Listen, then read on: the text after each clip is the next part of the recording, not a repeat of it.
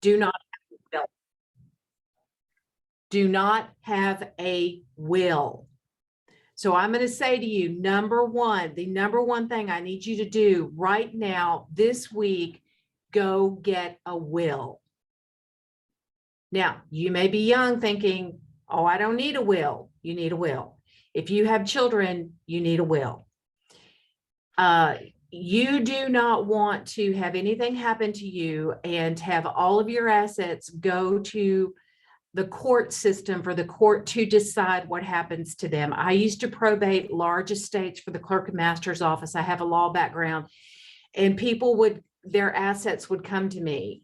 And let me tell you what happens. All the clowns in your family that you're not so wild about show up, and they try to convince me that you were their favorite and that you meant for them to have everything. And somebody who doesn't know you has to make decisions about your assets, and you do not want that. Also, too, some of you are married in the room. Some of you have young children. You need to decide who is going to raise your children.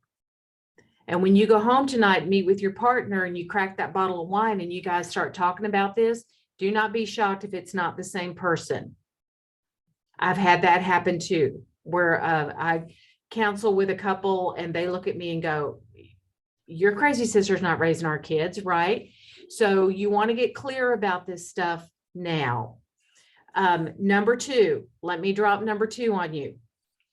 Everybody in this room, this is going to affect. If you have banking accounts, you must have a POD on your accounts. That's paid on death.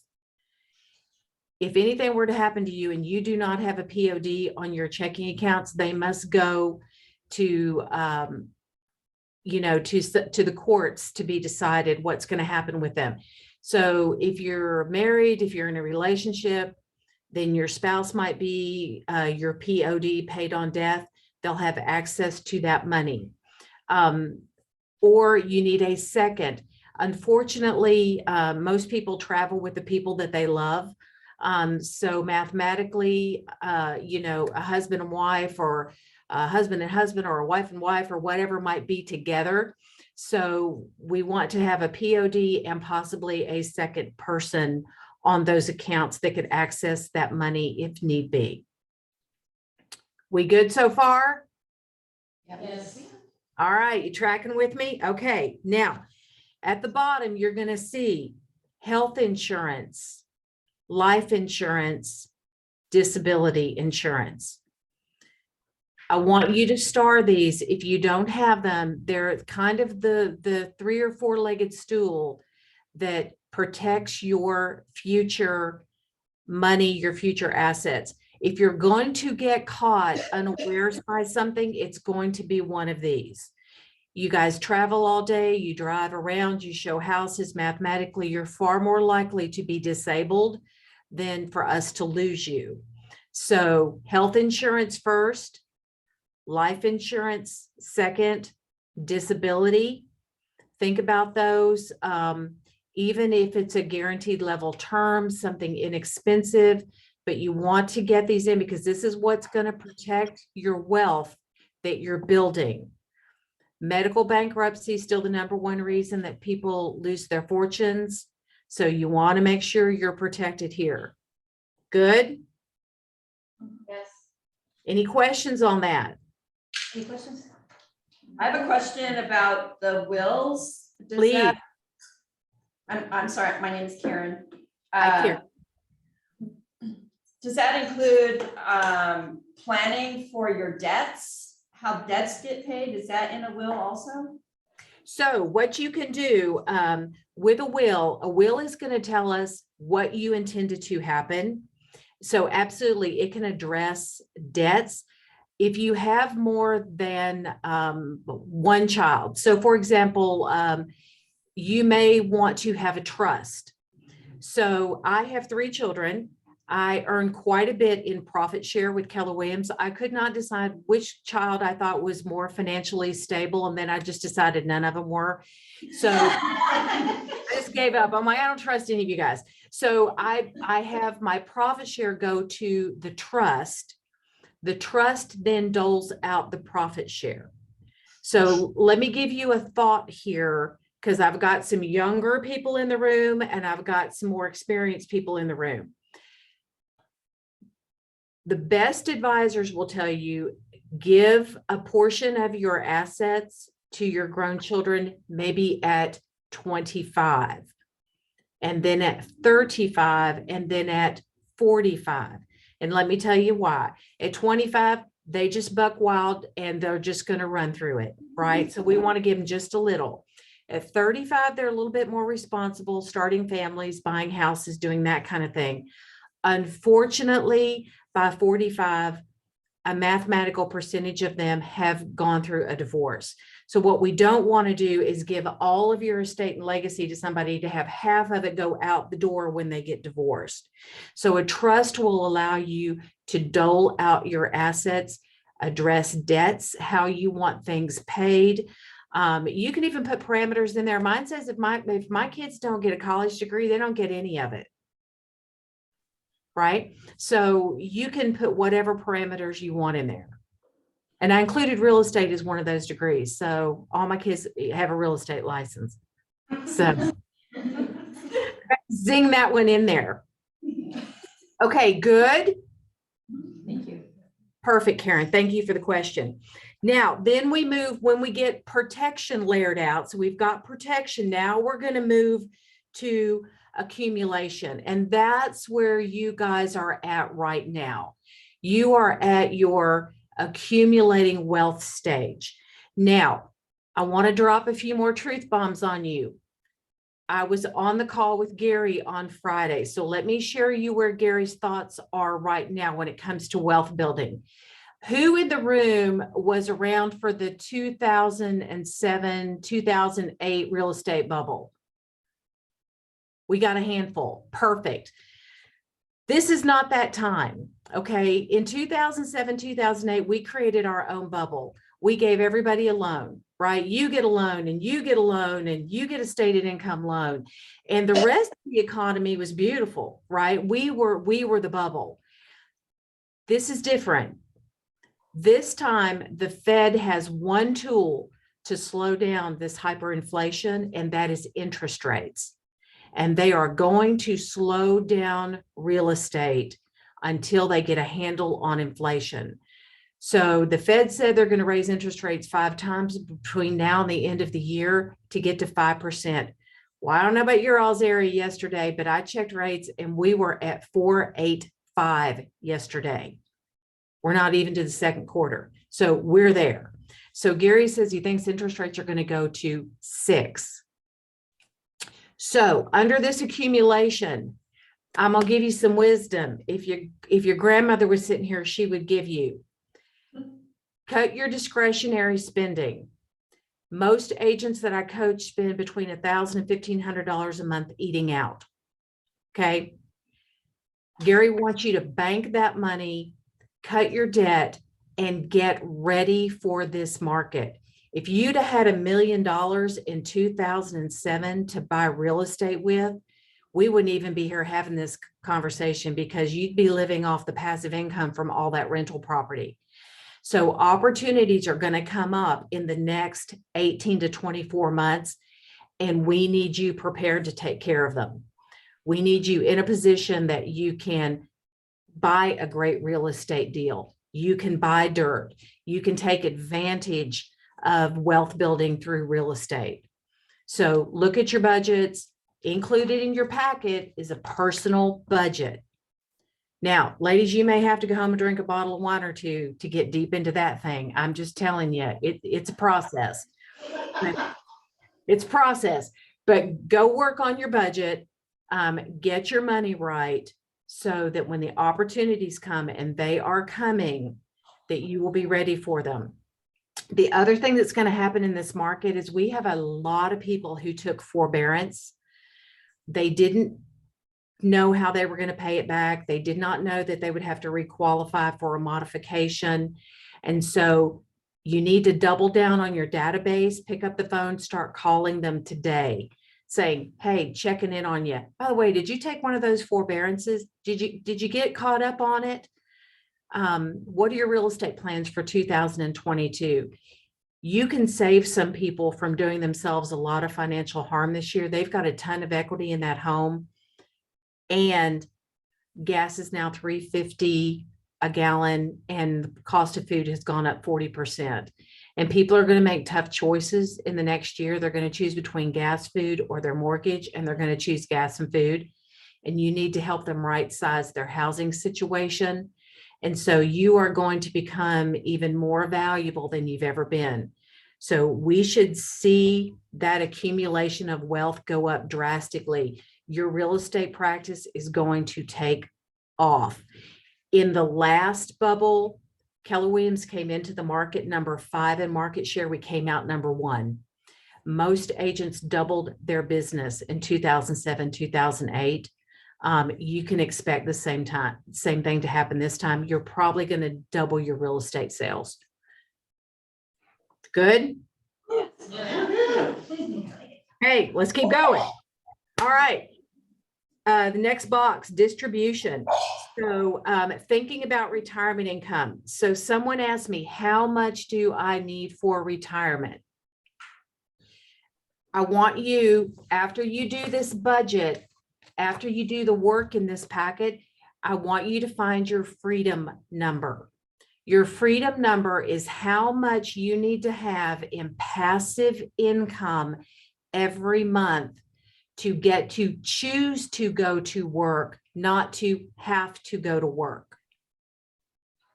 For a lot of people, I find the basic freedom numbers is about $5,000. They're like, if my mortgage, that would cover my mortgage, my car payments, my utilities, my basics. It's about $5,000.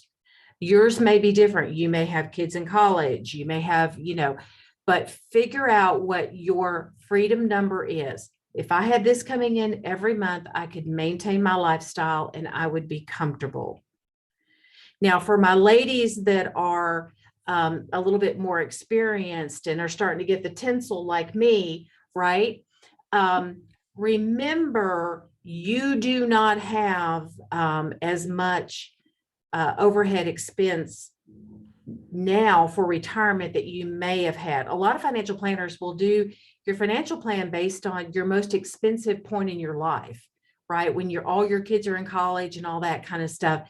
If your house is paid for, your kids are gone, then you probably don't need as big a freedom number. So your freedom number is going to matter on where you're at in your journey.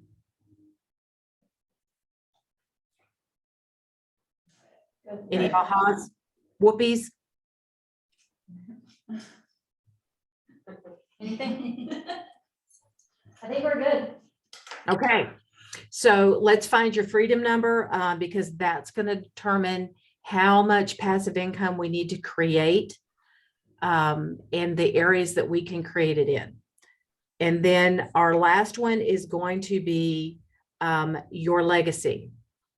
So this is where I really want you to think about what legacy are we leaving behind? Is it a legacy? I want my children to never have experienced bad credit, and I want them to be able to buy homes early and start investing in real estate. Is it that I want to leave this to my favorite nonprofit, or I want to start thinking about what legacy do you want to leave behind? Now, one of the best ways to do that is a perpetual trust. So for example, I have a client. She bought farmland and then she planted pine trees. And so every year she added a few more acres of land. So she has a contract. They cut the first tract of land for telephone poles.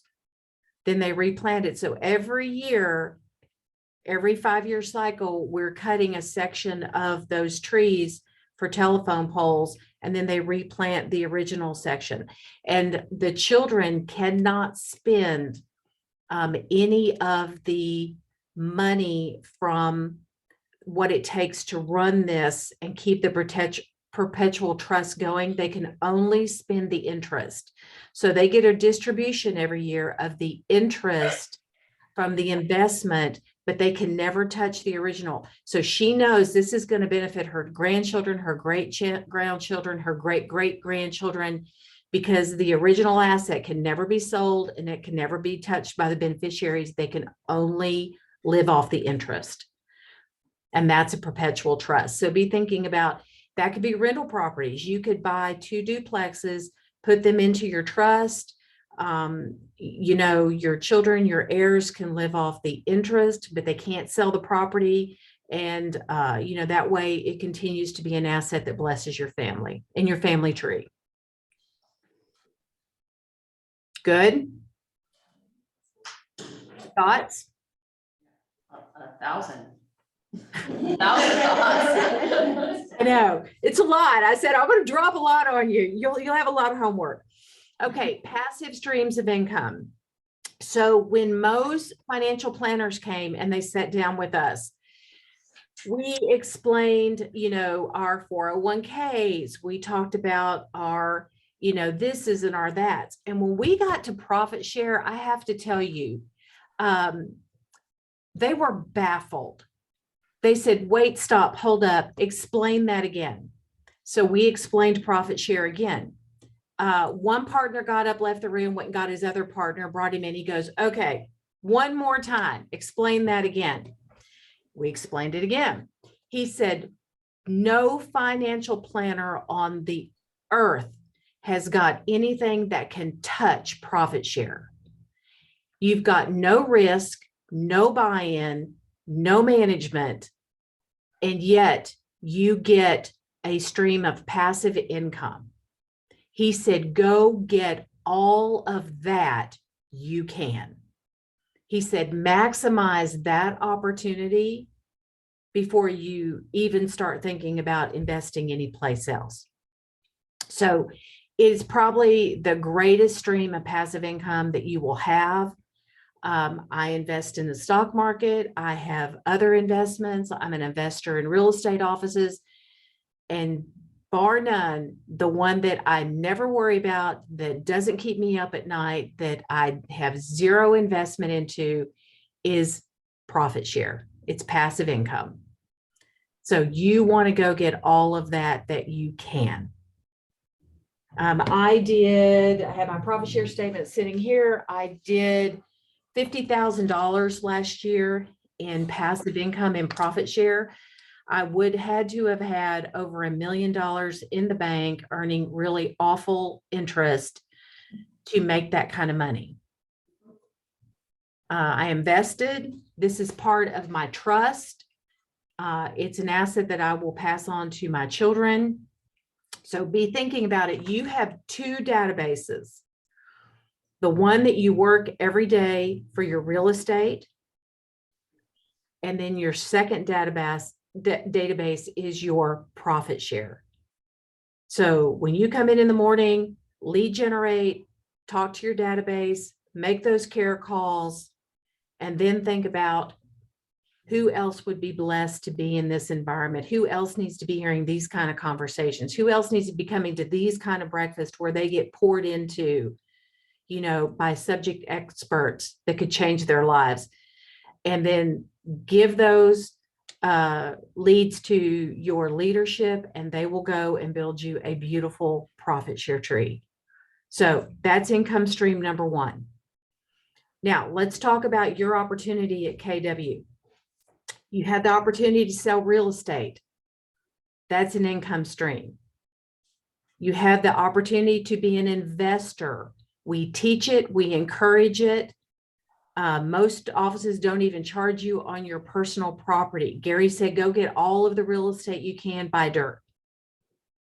Number 3, referrals, the most underused stream of passive income Keller Williams agents have. Go to kw.com, click on the My Referral button under your pretty picture, and start building your referral network. Millions and millions and millions of dollars go back and forth between Keller Williams agents every year. I have an agent that I coach. He makes between $35,000 and $42,000 a year in referral income. But he got purposeful about it. Works his database, works his co-op agents, and then goes in there 5 or 10 minutes a day and invites agents to join his referral network. There's a tracking software in there that will tell you where people are moving from to your area and where the people in your area are moving to. So for right now in Tulsa, I know that people are moving from California to Tulsa because we're 40% lower cost of living in the nation. So I would reach out to California agents and go, hey, join my referral network. And by the way, do you know that it costs 40% less to live in Tulsa than it does in California? And I would start growing so that when they have a client, moving, they think of me. And then look at where your people are being relocated to. Reach out to those agents and say, hey, there's a lot of people here in Wilmington that are getting moved to wherever. And I want you to think of me, I want to be able to have somebody to refer to. Start building that stream of income, but you got to be intentional about it. And then of course, number 4 is your profit share. So your real estate license affords you 4 streams of income. Tony Robbins says the average millionaire has 7. So there's your first 4. We just got to work on the other 3.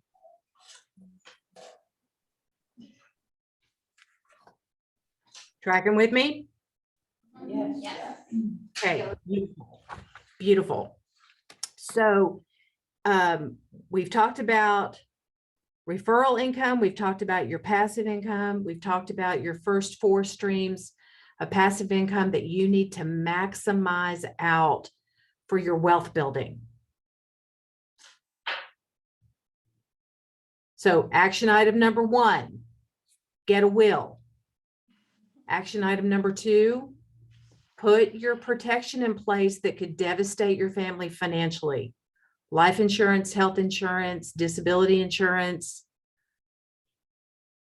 your basics. Even if you start with a basic policy, guaranteed level term, something like that, nothing fancy. Maximize your income potential. You are in the only industry where you get to get up every day and decide how much you're going to make. And you can just go make more. Nobody's capping your potential. Nobody hired you and said you can't make more than this, no matter how many hours you put in. It's entirely up to you. My rookie of the year last year, rookie in his first 12 months made $176,000 in commission. So go get all of it that you want because it's there. And the market is about to give you a gift because it's going to become a job again. And so a lot of agents in your area, they're going to get out of the business. The agents that sell 2 or 3 houses a year, this is going to become like work again. And they're going to be like, oh, I didn't sign up for work, so I'm going to bounce. And your share of the pie is going to get bigger. But you've got to be in relationship with your database. You got to be having conversations with them. Okay. Good. Yeah, great. Yeah. All right. Okay. One last part of this packet that I want to go over with you is the legacy binder. This one is the one that is probably going to be the toughest for you after your budget. The legacy, and if you don't have it, I'll send it to you just in case. The legacy binder, okay? When you start putting this all together, you go put your PODs on your checking accounts. You go, I want you to start building a binder. And that binder should have everything in it that is your financial life, your checking accounts, your insurance, your passwords, your wills, your kids' birth certificates, everything and anything that I would need to run your life. Now, guys, before COVID, we probably would have been like, why are we doing this? We had agents go in the hospital, never came out. We had spouses that didn't know how to pay the utility bills. In every family, one person's the financial person and the other person's a spender. Am I wrong? Right? You are sitting there, you're either the person that goes, I know how to pay all the bills, or you're the person that goes, I don't even know what bills we pay. I have no idea. Right? So either way, go put the binder together. This way, if anything were to happen to you, if I got the phone call, hey, you're raising Melissa's kids, something happened, I could go pick this up. I could pay your mortgage. I could pay your bills. I could enroll the kids in school. I could keep your life running until you were ready to take it back over. And this really happened. We had people going to the hospital for 6-8 weeks. And they had legacy binders. Their family was able to go take this out of their safe. And we were able to sit down with them and help them keep that agent's life and business running until that agent was ready to pick it back up themselves. Good? Good. All right, good. I'm done. That's enough heavy lifting for a day. Y'all can't take any more than that. All right. Okay, ladies, it's been a pleasure being here with you. That was so good. So good. Good. Can I add one point? Yeah. As a daughter who's gone through some in-laws and parental deaths, the ones that had the book and we knew where it was, made life so much easier during a difficult time. The ones that we didn't know where the bank account was, what they, so we have the book. And the kids think I'm nuts, but I'm like, the book is in the safe. So that they know where it is and they know what we have in investments and things like that. So it's just a tremendous help. Makes all the difference, ladies. Makes all the difference. All right. You all have a blessed day. Thank you. All right, guys, that was good. That's great. Yeah. All right, so next we're gonna welcome Danielle Tate up to the front. She's our only in-person speaker today, so we're excited to have somebody. So Danielle is the owner of 9 Airbnb properties. She's an Airbnb ambassador, an Airbnb designer, a short-term rental coach, and the author of Host Coach. Her mission is to share her experience, knowledge of specific tools and software, and the design systems that she's created to harness the unique opportunity of short-term rental investing so that others can enjoy a life of financial freedom. So her coaching and book you can find at hostcoach.co. Hostcoach.co. All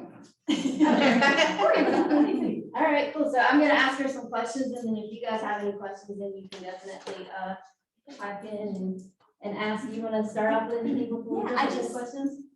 I can stand and talk, but I'd rather listen to what you want to know and what's interesting to you than just be like, well, here's the 4 pillars, this, and this. Like, stuff I have to follow. She's amazing, but short-term rentals are a hot word, and it's exploding market. And being able to talk to real estate professionals, it's double for you because not only can you find your passive income or your financial number, like the short $200,000 short-term rental kicks out between $6,000 to $8,000 top line revenue. So by having one, some of you already have covered your freedom number that Elizabeth was talking about. So I'm here to break it down, tell you whatever you want to know, the good, the bad. Ask the hard questions. I will do my best. So tell us, how many women are involved in Airbnb investing? So there, 55% of Airbnb hosts and investors are women. So that's approximately 2 million ladies that are just like you and I. There's not a set age, there's not a set race, there's not a set economic status. It's all of us, and I think that's awesome. Wow. So you just said that one property could generate 6,000 to 8,000 Top line. So that usually trickles down to about 5, depending on what you're doing food wise and sure. Okay. So Wow. Okay. Great. And that's a month. it's a month. It's so much money that it doesn't sound like it's possible. Like, we kind of accidentally had a cabin, it's a fishing cabin, friend want to borrow it, friend of a friend want to borrow it. So maybe we'll put it on Airbnb and see what happened. And it was just booked solid. And this is not like the world's nicest place. Like, this is like a little 2-bedroom, 1 bathroom. It's technical half bath because there's a toilet next to the water heater in the utility room, like not the nicest place that cranks at this point more than $6,000 a month. Wow. Yeah. So where is it? It's in. So it's in Skyline Drive area. So basically the tenant is like, where are you gonna find properties that crank? You all know about beach houses, but people will typically rent beach houses. So that's sort of baked into the property price. You can still make money, but you can't make quite as much money or make as much as you can. So within 2 to 3 hours of any major city are places people like to go.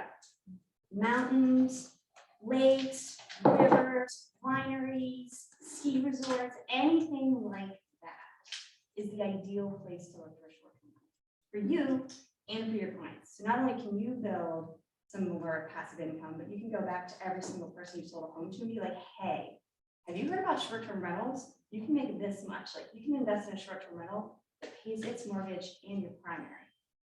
It's ridiculous. So how do you feel about how far away you want it from where you live? That's So, you are my favorite question. Thank you for asking that. So we live about 2.5 hours from ours. However, we operated 7 Airbnbs when we lived in Greece. So we were 7-hour time change and thousands of miles away. So it's all about, you all know about team, having an amazing housekeeper, having a handy person. And if you hire the right people that love their job and love what you're doing, and love hospitality, you pay them right, you treat them right, it's pretty easy to manage from quite a distance. Wow. So you said 55% of are women, Are women? which is, to me, is kind of mind blowing. I don't know if it is to you guys, but why do you think it's so female friendly? This may just be my mindset, and I don't want to speak for all women because that's very dangerous. But when I think about investing, I pay a professional. I'm like, if I have some money, I don't feel like I have enough time to read enough books, to read the stock market, to totally figure it out and feel confident while I'm being a mom, running short-term rentals, running a small software company, to be on top of that. Like, that's an investment that I understand is helpful, but I don't understand how to do on my own. Airbnb/short-term rental investing as a woman is a no-brainer. It's like, oh, why do I go to Home Goods and buy some stuff, make my place cute, enjoy it with my family, and then when people come to visit, have automated emails that are like, hey, on your way down, stop and get the apple cider donuts here. When you check in, here's a couple restaurants in the area, here's a hike I like to do. I love that stuff. And I find that most women that I coach and that I talk with are like, that's a approachable investment. Buying a place that I like to go, myself, my friends, my family, that I can also make money on and also positively impact other people's lives. Like people are like, hey, I'm gonna propose. Where should I take pictures? I'm like, Kennedy's Point. Just have to go to Kennedy's Point. It's free, it's beautiful, do it. It's my mom's birthday. Where is there a spot? I'm like, oh my gosh, there's this lady that'll actually come to the cabin. Like that just makes me happy. So I think as women, we're innately great hostess. We're innately good at multitasking, and it's a fun investment, and that's kind of hard to find.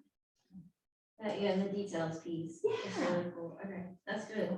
And so why do you think these investment properties are so popular right now? A lot of things happened. A lot of things, the entire vacation stay market has completely changed. It was already shifting and then COVID hit. Nobody all of a sudden wanted to go to a hotel with 300 of their closest friends and have to wear a mask or go on a cruise. Like I would have just died if I was on one of those cruises where you're stuck there for weeks on end. That's just not. So people were already looking for places that were a little bit off the beaten path. I mean, as a mom, when my son was little, he woke up at 5 a.m. every day and had to have eggs and oatmeal. Most hotels are not going to do that. So we were already using Airbnbs well before it was a big deal. And COVID just supercharged that. There's also the component of people that can work from anywhere now.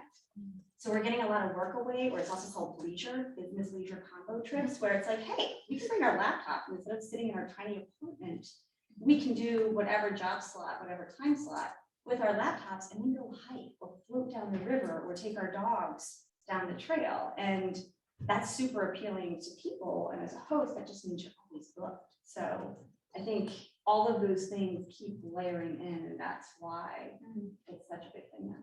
Yeah, that makes sense. Yeah, COVID changed the game for a lot of things. It's like having had a wedding related business, which COVID was not friendly to.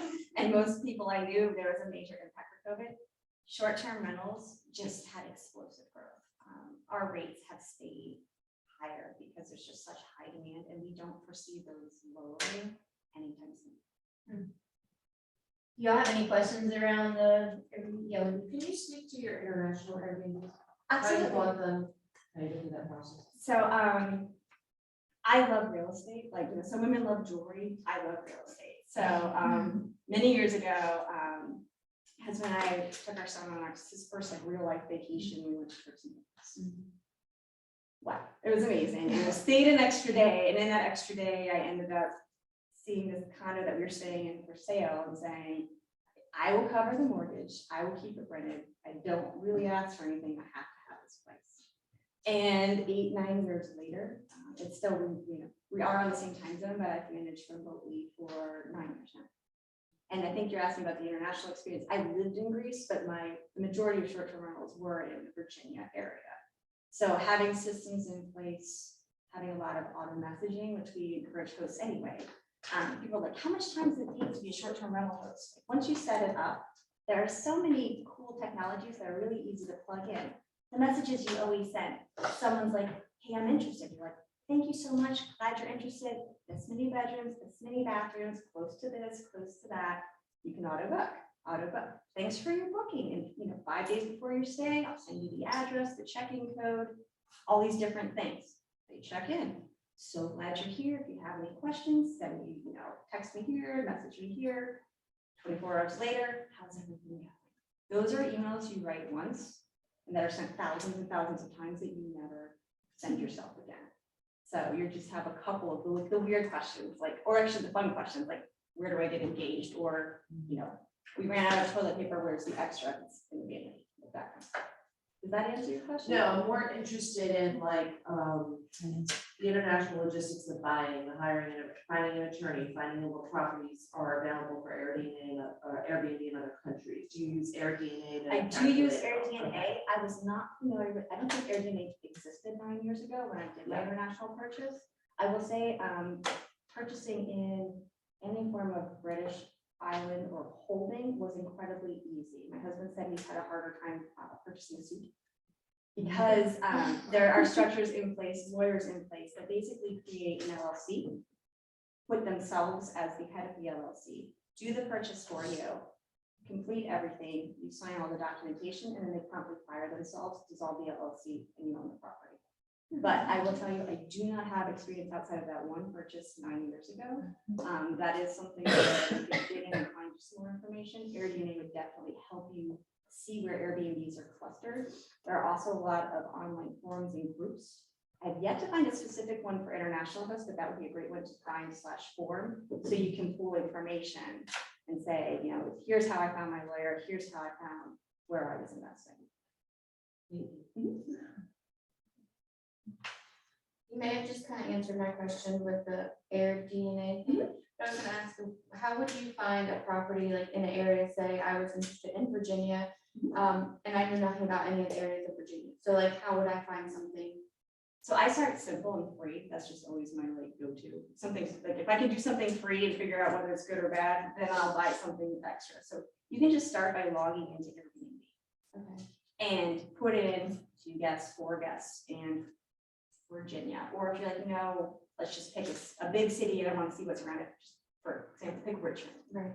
Put that in, and then it's going to pop up a map. Look at the map. Are there, you know, clusters? You're going to see typically some clusters around the city, and you can zoom in on them. And so if you see 100 to 200 Airbnbs, that's an up and coming market and a great investment. Okay. If you see 2, check it. If you really want to be there, check it out. Talk to a real estate agent and say, hey, are there short-term rental restrictions? Is there something, you know, is this super new and coming up, or is it just too hard to get to, or too far from the city, or is there an issue? And then you see on the flip side, you see 800 to 1,000 Airbnbs in a small specific area, saturated. I wouldn't invest there. You could if you wanted. I'm sure you could make some money. But finding that sweet spot of 100 to 200, there's room to grow. So that's on Airbnb. So you found that region. If you want to know more specifically, like how much money can I make investing in this region? AirDNA is a software you pay. I think it's $20. It used to be $20. I think it's up to $24 a market. So you log in, you purchase your market, and you're able to look at every single rental home in that market, see how often it's booked, how much they're paying at a nightly rate, and the percentage they're booked over the year. So that gives you a lot of information. So you're like, okay, they're only booked 50% of the year. You know, using some of the methods my husband and I put together in our book, you'll be booked. We strive for about 95% occupancy. So your rates will likely be much higher. You're going to put a little bit more money and take professional photos. A lot of things you already know about as a professional real estate person. So that's how we run the business. So you look for a 5% vacancy rate? We strive for a 5%. We're about 97% occupancy currently. Wow. And so you price, like, there's a lot of ways, but that sounds ridiculous. Like, you price for occupancy. A lot of us are like, my home is worth $288 a night, and that's just it. Well, there are a lot of pricing tools called Hospitable. There's a couple of them. AirDNA we just talked about, and they're like, actually no. I mean, I have people that booked a 3-bedroom cabin for $899 a night. Wow. It's a graduation weekend in a nearby, like an hour away from a university. On the flip side, somebody else just booked that place for $99 on a Tuesday. So you have to be a little bit open to different pricing, because you want, the more occupied your home is, the more booked it is, the higher it raises an Airbnb search rank, and then more people see it, will pay the higher price. It sort of feeds into it. So do you allow, I could talk to you for forever. Oh, yeah. So do you allow bookings anytime during the week? Yeah. Or do you have a high season and only allow a Saturday to Saturday? So there, again, in the beach area, there's a lot of people that love to have 7-day bookings in certain seasons. We do not do that. Again, we're striving for occupancy because we're feeding it out Airbnb algorithm to see more, so people pay more. So I do have 2-day minimums at my bigger places. They're 3 bedrooms and up. My 2-bedroom places, you can book for a day. So there are high seasons, but that's reflected more in pricing than in any amount of time we ask you to stay there. Charity and then Cassie. I know like Airbnb has random things like tree houses and such. Like, how rustic do you think is kind of successful? Like, are there people that want to be like 100% off the grid? You know what? The more interesting a Airbnb is, the more people love it. If you look at like you can just do a quick Google search, the most hearted or favorited Airbnbs are like weird little tree houses, or there's this guy that was like near area 54, and you need a whole like alien like dome thing. 51. I don't even like aliens, and I want to stay there because it's super cool. So you can go and just appeal to your market. I like to be in the middle. I like to broadly appeal to mass population. So rustic on the outside, great barrel look on the inside. We find that more than 70% of the people that book our places are women. So as a woman host, you know what you're looking for. You want a clean kitchen. You want like decent stuff to cook with. You want nice beds, like, and then whoever else you're traveling with gets like the outside, components, and it's sort of a beautiful marriage between the two. So yeah, you can do something unusual. Just make sure enough people would enjoy staying there, but you can totally, it's really fun what you can do and theme and people will enjoy. Thank you. Cassie? So not just Airbnb specific, but just this whole thing that I came to in real estate in general. What is your advice for a young 20-something who's a female who wants to get into this but has no capital and no resources aside from their current 9-to-5? That is an excellent question. There's a lot of ways to be creative. The one that I have seen actually work with a younger agent in this area was, you have the gift of time and interest in this particular bucket of What if you're investing. not an agent also? I'm not. Okay. Neither is my husband. So I would tell you to look for some more seasoned, some older real estate professionals, or even people in your life that have the capital, but don't necessarily have the time or want to learn a new form of investment and partner up. That's a quick and easy way to do it. There are definitely different loans coming out now that are based not just on your finances, but on the rental potential of the property you're investing in. So you have to be a little bit creative. I could like rip out like finance chapter, I would like give it to you, because I was like, I can't just write this and assume everyone has money. Like, you don't. You buy the first one and use the money to like make it better, and then you refinance it and buy the next one. But how do you get in? So we came up with a lot of creative ways. So it is possible, you just have to be a little bit creative. There are people that will rent a place and have the agreement that it can be an Airbnb. I have not done that, but I have seen it. I'm not 100% sure about it, but that is also possible. There's a whole channel on TikTok about that. Mhm. Like, I mean, yeah, there's some. I'm just always worried, I'm like, well, what if they change their mind, or what if they're like, oh, you're making so much money, I'm just gonna do that. And then you put all this time in, and all these reviews, and then you're back to like ground zero. But Right. it might be a way to generate enough capital to then get started. So that would be my best advice for you. Did you want to say something? I was just gonna comment locally, I sold an Airbnb for like $135,000 to a friend of mine 5 years ago, and she made it the Perry Mason house, which I'm old, so some of you older people know who Perry Mason is. And I mean, she was renting it for like $80 a night or something, and it went crazy because it was like this kitschy, place. And so that was the theme thing. And then also, I just got a loan, if you want to get my information off of potential rent. So there's a bunch of investment products out there. I can give you the name of this guy, and he's young. And it took 2 days. Yeah, the banks are finally figuring it out. When we first started, it was really, really difficult to figure that component out, because it was a very new product and they just had nothing around it. But more and more banks are starting to be ready and to recognize that this is even more profitable than a long-term rental, which everybody will finance. So it's coming. And it sounds like it's here. That's awesome. Heather, is there a product that you guys offer at Planet Home for this? Or is Yeah, I think we look at if it's already been a rental, then we can count that, like what the current one is already getting. Okay. And you can account that into the income. So then in that case, perhaps you buy a long-term rental and rotate it into a short-term rental, which will definitely grow some more. And that's the other thing about the investment. Why is this so attractive? It's rapid return. If you put money into this, for me, if you put money in the stock market, I just consider that it lives there for a really long time to make money.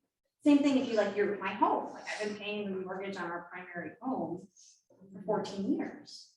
And eventually, someday, we'll sell it and hopefully make a considerable, get that money back. But that's also very long-term investment. The cash flow, we can buy a place if it's in good shape, turn it around in 2 weeks and have it on your Airbnb booking.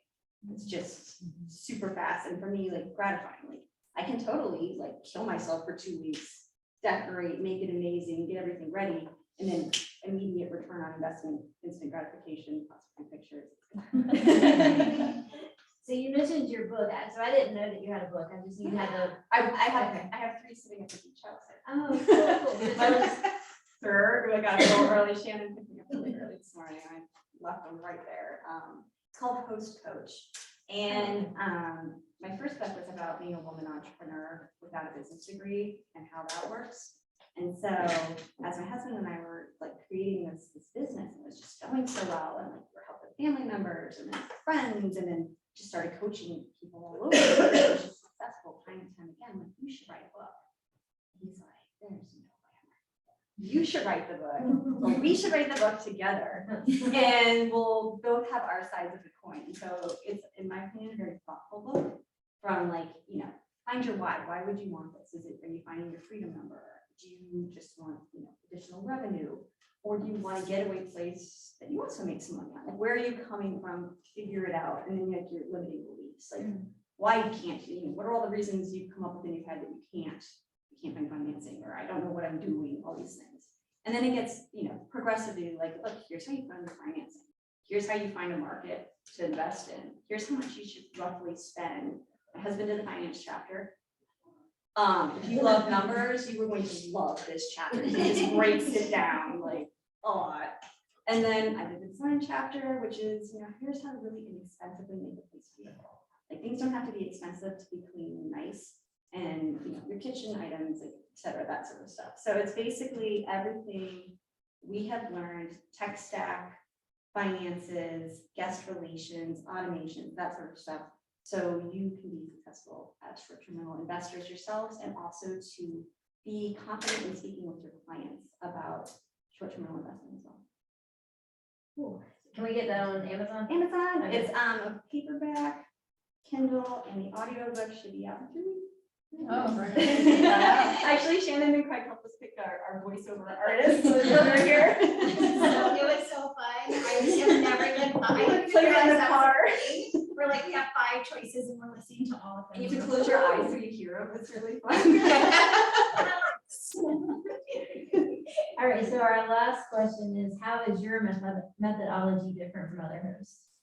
I think because my husband and I separately and together have had a number of tech companies, we come in very systematically, very much, not just like, oh, that'll work, it's doing okay. It's like, how do you, and having, my husband's like, okay, wait, this cabin's doing great. Let's buy 2 more so I can analyze all these different things and see what works best. He's that guy.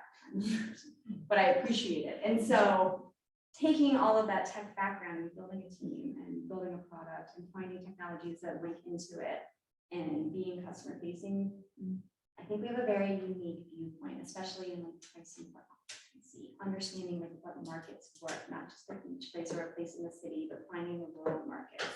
I think it's a different conversation that is more appealing to more people. I have one. I didn't ask any questions personally, user, but what would you say has been the biggest lesson you've learned? Like, if you looking back over the properties you purchased, like what's been? I think we were too conservative when we started. Like, if I could go back, I didn't know about all these cool pricing tools. Like, it's a little tiny cabin, it's $89, like, and it's fine a night. And now I'm like, oh my gosh, like we left so much money on the table. And again, we bought 2, learned, then just continued to spin forward. Well, obviously prices has gone up. People know more about short-term rental investing. So like our last cabin had 24 offers on it. Wow. And we paid the 30,000 over cash. But it's worth it. So I would have gone back, charged more, and bought a bunch more places faster. That's good. All right, does anybody have any final questions before we? Can you tell me the name of the first book also? Sure, it's called Elegant Entrepreneur. Okay, thank you. 2 of the most difficult words to spell in some. Right.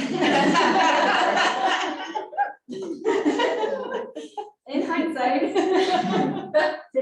So I have a quick question, and it's not a personal question. I'm actually looking to purchase another Airbnb. My husband and I are going this weekend. They're building a casino near where my parents live. In my mind, it's a great idea. Like right now, it's just kind of a ground floor, like very small, but it's supposed to be a pretty large scale thing. But it is in the middle of nowhere. I mean, middle of nowhere, small town, and there's no current really Airbnbs there. There's 1 or 2. So I haven't been able to pull any history. There's nothing on Airbnb. Like, what are your thoughts on that? It's a little scary, and in my mind, it can either be really great, or they can build a huge hotel, and I can be like. So what is your primary reason for buying this place? Is it to be closer to your family, to actually stay there yourself, or is it like business? Probably take the money that I make from that, go spend it. I think that was funny. I mean, and my parents are close there, so if we go to visit my parents, our husband and I can go on space, and we can go there. I don't know. I'm careful with my money and where I invest. If I was in it, I mean, if it was next to my parents and there were like a couple more Airbnbs that's burgeoning, there's a lot of unknowns in that particular. It sounds like you like the bet though.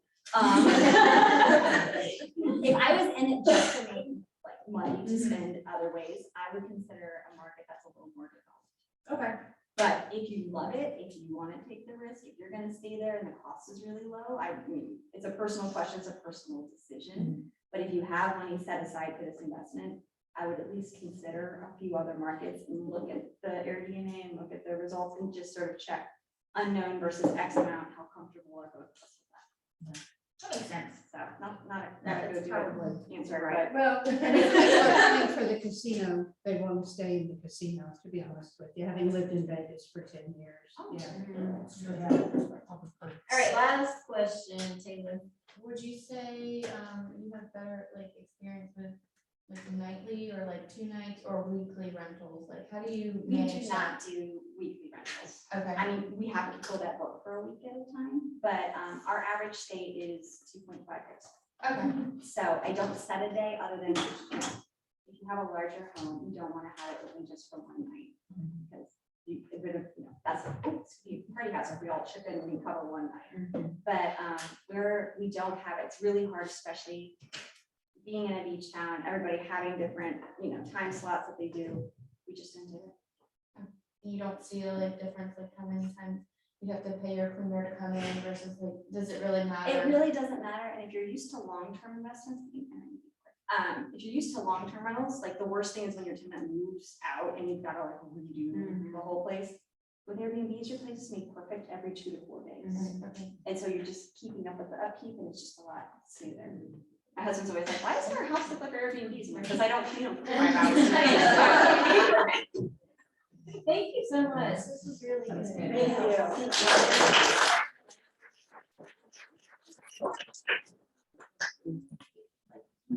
Wow, we learned lots of stuff. All right, so I'm really excited to introduce Gwendolyn to us, Gwendolyn Burrell. So we are friends prior to working together at Keller Williams. So, and I truly admire and respect her. I have this long bio, I'm gonna read it as you try to do a really good job, okay? All right, so Gwendolyn is an attorney, a graduate of the University of North Carolina at Chapel Hill. Go Hills, right? And North Carolina Central University School of Law. She practiced law in the private sector for 7 years before accepting a position with the North Carolina Department of Justice as the Assistant Attorney General in the Office of the Attorney General.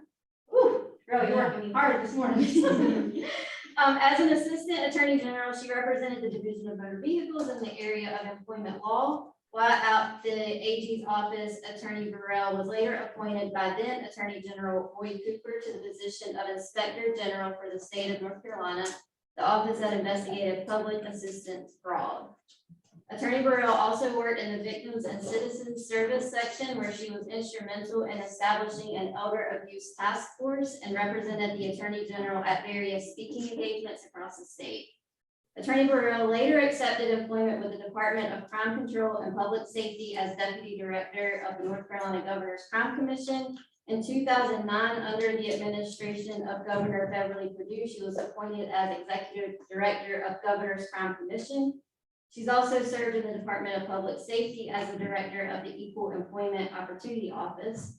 Now retired from state government, Attorney Burrell is partner and co-founder of Ethical Consulting LLC, a certified mediator and a real estate broker with Keller Williams Innovate. She now spends her time conducting workshops, facilitating training, consulting, and assisting others in building legacy through estate planning and real estate acquisition. She's also the author of the book Life, Hope, and Healing: Surviving a Cancer Diagnosis. I've read the book, it's really good. Attorney Burrell is married to a retired cat named Gary Burrell. They now reside in Florida, enjoying time with their 2 sons, daughter-in-law, and a darling 5-year-old granddaughter. Who is precious. So, thank you for being here with us today. I wish you were in person, but I'm going to hand it over to you and let you share with us. Yeah, I wish I was there also. Let me ask a question, because what I see on your screen is it's like a glare. Can you see me clearly, or is it? Yeah, we can see. It's fine. Okay. Well, good morning, everybody. Oh, I wish I was here, but it's so good to talk to you. There's been a lot of great information conveyed this morning. And after listening to Elizabeth, I was like, well, I may as well turn my camera off, because she is really, she gave some perfect nuggets and some of the things that I had planned to talk about, because as Melissa indicated, I am an attorney. And since I have retired, my focus is still on estate planning and administration. So I am assisting others build a legacy and create generational wealth through a solid estate plan and with real estate acquisition. So I still maintain a virtual practice in Wilmington. And one of the things COVID taught me is that it's okay to do that. You know, I don't have to be in the office every day. So I still have clients in Wilmington. We meet virtually, and when I need to fly there, I fly there and handle whatever business we need to handle. So let me just talk about a few things that Elizabeth did touch on. It's very important as women and in getting our business in order that we do have a solid estate plan. And that will consist of a will or a trust or both. Elizabeth talked about making sure your accounts are POD, which is payable on death, so that you identify a person who would receive your funds once you died, so that those funds are not frozen by the court pending probate of your estate. There are two other key components of an estate plan. One is also a durable power of attorney.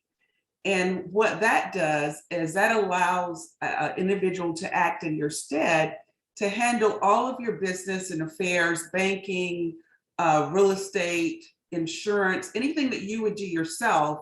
This power of attorney allows that individual to take care of that for you.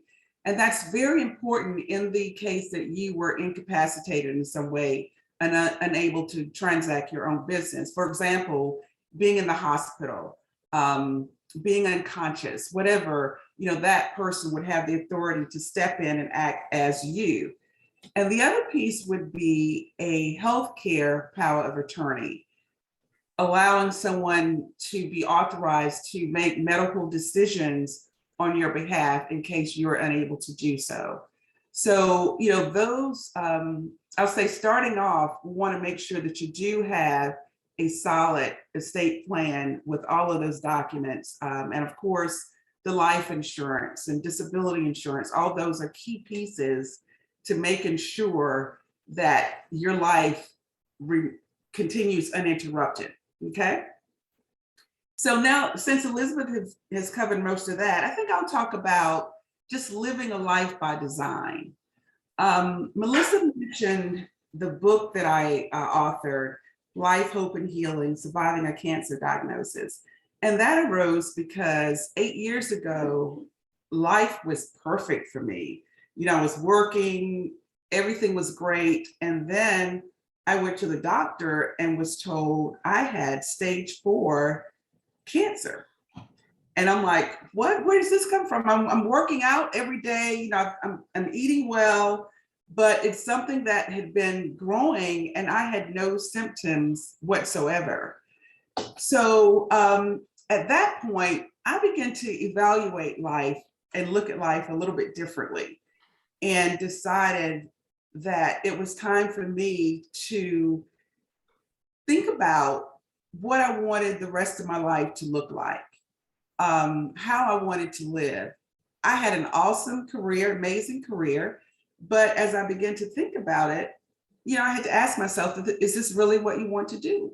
You know, what do you want to do with your life? And as you sit there in the room, that's one of the things I want you to think about. Where do you want to go with your life from this point moving forward? And begin to set goals. You know, draw a path of how you're going to get there. What is the thing that really is going to make you happy? What is the thing or the place even that you would like to be or live that is really going to bring joy for you? You know, and I think about joy and happiness, and those are two different things. Happiness is kind of external, you know, things make you happy. But then when you think about joy, that's internal. And, you know, what is it that creates that internal joy for you and brings you that joy? So after my diagnosis, you know, I'm a very spiritual person. I was sitting in the doctor's office, and as he began to explain, you know, that I had this stage 4 neuroendocrine cancer, and I'm listening to him, But in my ear, I heard this voice that says, it's all well, it's going to be okay. You're healed. So I'm like, okay, I got this thing. So this is the voice that I'm now going to listen to. So at the time I was living in Raleigh, and I went to this oncologist, and he said that because that cancer was very rare, he had read about it, but had not had any experience with it. So he said, let's just start an aggressive round of chemotherapy so that we can kill everything. And I said, no, I don't want to kill everything. I just want to kill the cancer. That's it. So, I began to do my own research and found that chemotherapy was not the best course of treatment for neuroendocrine cancer. So he scheduled me to have a port put in to start chemo, and I didn't go. I prayed about it. God said no. My research indicated no, so I didn't go. The next day he called me to find out how things went, and I told him that I didn't go. And he asked me why, and I explained to him the research that I'd done, and also that, God said no. And he said to me, he said, Gwen, I'm so glad that you listened to that voice and did not go, because after having conversations with some of my colleagues, you're right, chemotherapy is not the best course of treatment for this type of cancer. So from that point on, I made a decision to, number one, continue to seek God, pray, listen for his voice, and move forward. But also I had to advocate for myself. So that's another thing that I want to impress upon you is always advocate for yourself for what's best for you. And don't allow other people to dictate to you what your life is going to be, what your medical treatment is going to be, how you're going to live your life, or how you should live your life. Those are things that you within yourself have to determine and make decisions about so that you can create your own life. So, long story short, along this path, I went to Duke. Duke said I wasn't operable. But of course, I'd already done the research and found that that's what I needed to do. So I continued to move on until I found this group in New Orleans who specialized in neuroendocrine cancer. And there was a Facebook group, actually. So I put a post in that group asking the question about surgery and the best course of treatment. Well, this doctor responded to me, gave me his personal cell phone number, said to give him a call, and I did. And that was divine intervention there. So, I'm like, what doctor does that? And then as I researched him, he was like the #1 surgeon in the country for this type of cancer. So I flew down, met with him, his team, did surgery, and here I am. So, you have to, again, listen to that inner voice and decide that you're going to create your own life and not be dictated to. So moving forward, I went back to work after all of that. And I was sitting in my office one day and I said to myself, is this really how I want to live the rest of my life? Just coming in. And although my work was very meaningful and I enjoyed doing it, I knew that there was much more in there. And having stared cancer in the face at stage 4, knowing there wasn't a stage 5, I'm like, you know what? It's time for me to live. So I decided I was just going to leave. People thought I was absolutely crazy. They were like, you're going to do what? You have this perfect job, making this money and all the benefits that state government offers, and you're going to leave? Yeah, I'm going to leave, because there's more to life than what I'm doing. And I just want to experience more. And thankfully, I had laid the foundation early in terms of putting things in order, having an estate plan, having adequate life insurance, having a 401k, savings, so that I could, make that decision to go out and explore and find myself and be who I wanted to be and live the way that I wanted to live. So that actually led me to Wilmington. I'm from Wilmington. I was born there, went to high school and everything, and left and went to college and stayed in Raleigh for about 30 years. But I moved back to Wilmington, met Melissa, who's a dear friend of mine. And I was really just kind of practicing law a little bit, doing estate planning, estate administration. And Melissa called me one day and she said, if you know of anybody who wants to buy a house, or, maybe if you want to invest in real estate or get some real estate, I've just started a business with Keller Williams. And I said, well, Melissa, I have a real estate license, brokerage license. And she's like, what? So, and I came to work with Melissa at Keller Williams. But getting back to the real estate license, and again, this is strategic planning. Before I went to law school, I knew that once I started law school, I would not be able to work. So my thought was, how can I make some money when I need to, so that I don't have to have a full-time job? So actually, I got a real estate license before going to law school so that I could sell a few houses here and there and make enough money to finance my law school education, but also to survive on. So I've always been one to think strategically. And that's one of the things I also want to impress upon you, have strategic plans on how you're going to accomplish your goals. So after living in Wilmington for a couple of years, my sons were here in Orlando, and my oldest son was married with a granddaughter, and we'd fly down to visit them pretty frequently. And I kind of got used to coming to Florida and love the sunshine, the palm trees, and the beauty of it. But my husband was North Carolina diehard, didn't want to ever leave.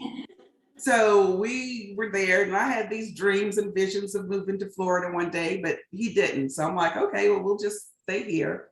So COVID comes around, and I wasn't able to get to my boys like I wanted to. So I was like, honey, this might be a good time for us to move to Florida so that we can be close to the children. So perfect timing. He was like, you might be right. So he didn't know I had this plan all along. I'd already created everything and designed this plan to get here. So I just waited for him to decide, okay, I'm ready. So here we are in Florida. But again, it's because of planning and that desire of creating this life that I want to live. So we're here. It's like being on vacation every day.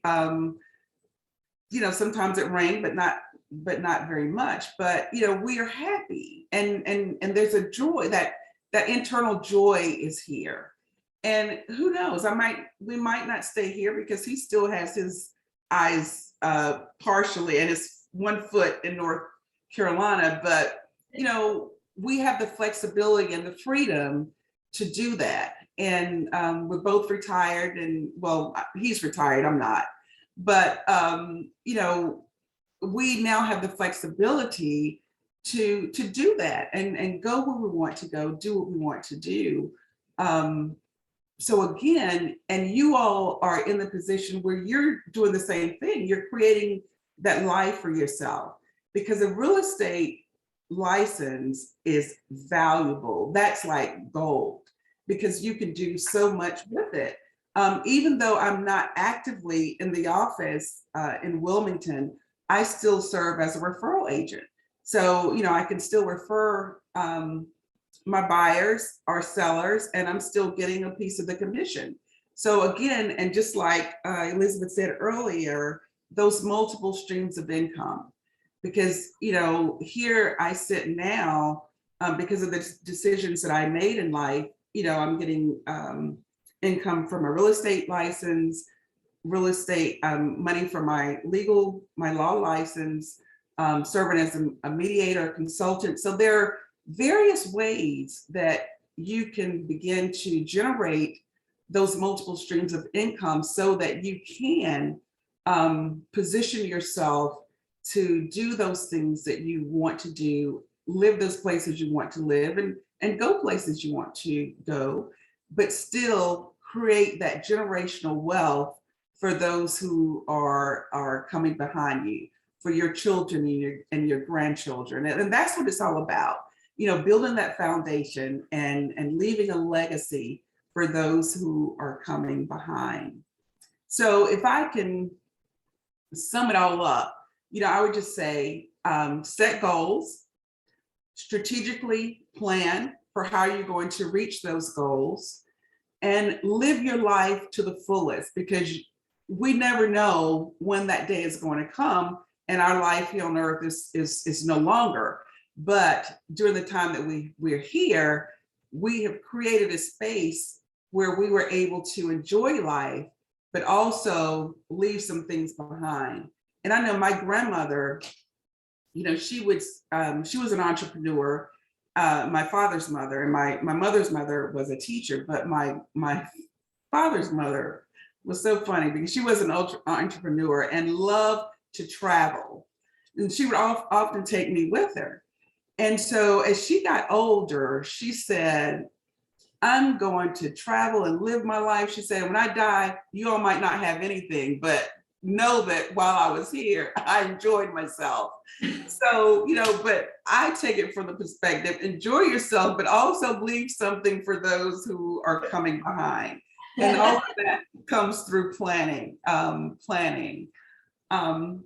that's all I have to say. If anyone has questions, I'll be happy to entertain those.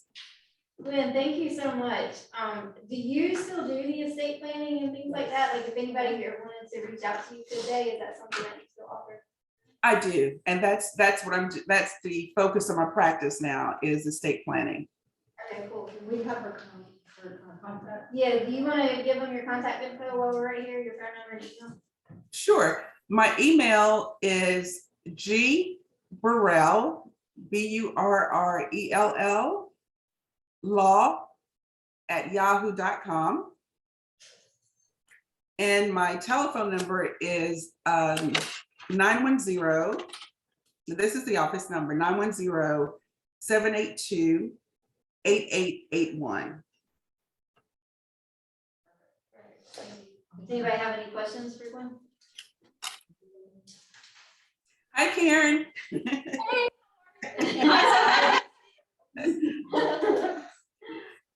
Thank you so much for coming on to share your story. You know, I love it. I was kind of hoping Gary would be sitting shotgun with you today, so I could say hey to him. He's in the back. Actually, my family is here from Wilmington, so we picked them up at the airport, and he's in the back with them. Tell him I said hey and that we miss him around here. I sure will. Thank you for being on today, Gwen. Have fun with your family. Thank you all. Bye-bye.